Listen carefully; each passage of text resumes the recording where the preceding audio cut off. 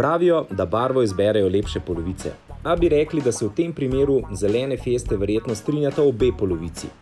A lahko smo prepričani, da Fiesta ni lepa zgolj v tej turkizni barvi, namreč ko pomežikne s svojimi svetlečimi očmi, pusti močan vtis, pa če to hočemo ali ne. Za samo Fiesto so sicer analitiki in tudi Fordovci rekli, da se je premaknila upmarket. Izraz je z eno besedo težko posloveniti, a razumemo ga lahko tako, da se Fiesta odmika od svojih razrednih tekmecev višje po lestvici proti dražjim avtomobilom. S čim?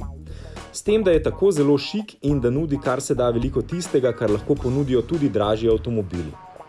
To se v Fiesti močno čuti, čeprav ne smemo prezreti, da so to lastnosti tudi nekaterih Fiestinih najbolj svežih rivalov. In ja, tudi Fiesta ni popolna. Višje raslin bo prenizka, tako spredaj kot zadaj. Fiesta je pač malček, ki je zrasel v pamet, ne pa v centimetrih. Dajejo pa sedeži dobro oporo in to je pravzaprav še najbolj bistvenega pomena.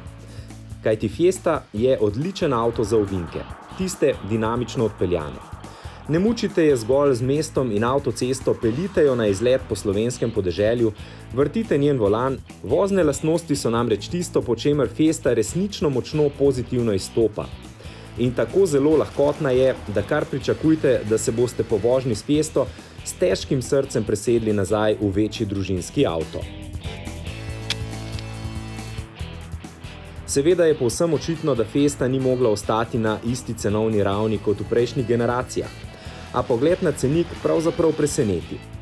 15 tisočakov namreč stane primerna motorizirana Fiesta in predvsem primerno založena z modernimi gadgeti.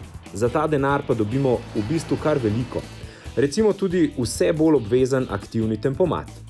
Za tiste, ki ne morejo pozabiti, da so malčki tega razreda še pred leti stali le kakih 12 tisočakov, so pri Fordu za vsak primer pripeljali še enega, cenejšega malčka, model K+. A na koncu dneva bo prevladalo vprašanje, kateri vsak dan bo prijetnejši. In to je pri teh dveh močno očitno.